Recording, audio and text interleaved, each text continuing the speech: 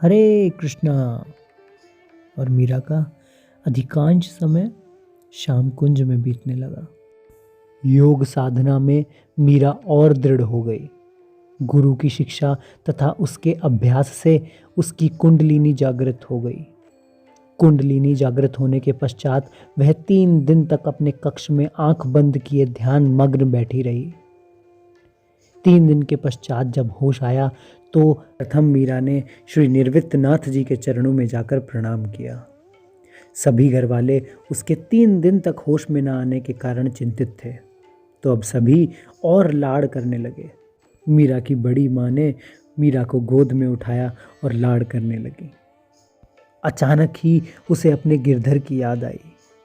वह एकदम छटपटा करके उनकी गोद से उतरी और श्याम कुंज की ओर दौड़ी। बच्चे भी साथ भागे। स्त्रियां अवाक देखती रह गईं। मेरे स्वामी, मेरे प्रभु, उसने सिंहासन से उठाकर उन्हें हृदय से लगा लिया और नैनों की बरखा से भिगोने लगी। किसने तुम्हारी पूजा की?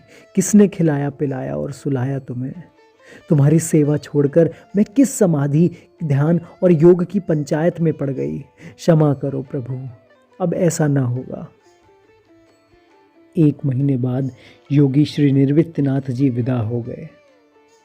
अब मीरा योग छोड़कर पूर्णतः भक्ति की ओर झुक गई। राज परिवार की परंपरा के अनुसार उसे शस्त्र शिक्षा दी जाने लगी। जयमल छोटा होने पर भी इस विषय में आगे था। एक दिन जयमल से मीरा ने पूछा कि भाई, ये युद्ध क्यों होते हैं भला? जयमल यह प्रश्न सुनकर थोड़ा ठहर गया और कहने लगा, काकोसा कहते हैं लोग जोरू, जर और जमीन के दीवाने होते हैं, और जब ये दीवाने किसी के ऊपर आ पड़ते हैं तब उनकी रक्षा के लिए हमें दौड़ना पड़ता है। जीजा, लोग कहते हैं अत्याचारियों के मारे भगवान को अवतार लेना पड़ता है। मेरा बस चले तो मैं ही मार दूं सबको, भगवान को क्यों कष्ट करना पड़े। मीरा हंस पड़ी। ऐसा ना करना भाई। भगवान धरती पर पधारते हैं तो उन्हें देखकर, छूकर, सुनकर, कैसे भी उनसे जुड़कर कितनों का कल्याण होता है। मैं तो कहती हूँ कि भला हो उनका जो अपने बल पर भगवान को खींच लाते हैं। अरे जीजा, आप अन्याय का समर्थन कर रही हैं। मैं विरोध या समर्थन कुछ नहीं करती भाई, किंतु सोचो तनिक कि प्रभु के पधारने में मुख्य निमित्त तो वे ही हैं। क्या हिरण्यकश्यपु, रावण, कंस कम वंदनीय हैं? बाप रे, यह नई बात क्या सुन रहा हूँ। यह बात क्या बाबा बिहारी दास जी ने बताई है आपको? जयमल का भौचक्कापन सार्थक ही था।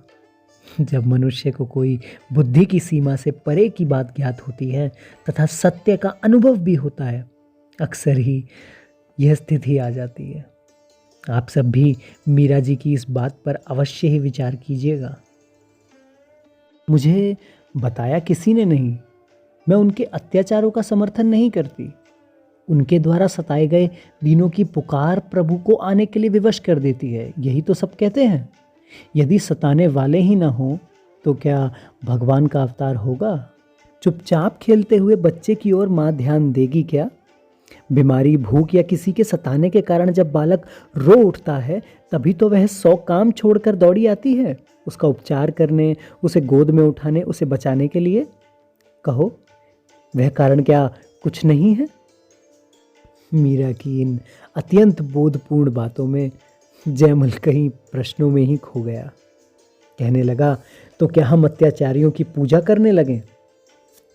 मीरा ने उत्तर में केवल इतना ही कहा, हमें उनकी ओर ध्यान देने की आवश्यकता नहीं है। गुरुजी कहते थे कि तुम जिसका चिंतन करते हो उसके गुण अवगुण तुम में आ ही जाते हैं, इसलिए श्रेष्ठ का चिंतन ही उचित है। दुष्टों की दुष्टता का पुरस्कार तो उन्हें मिल ही जाता है।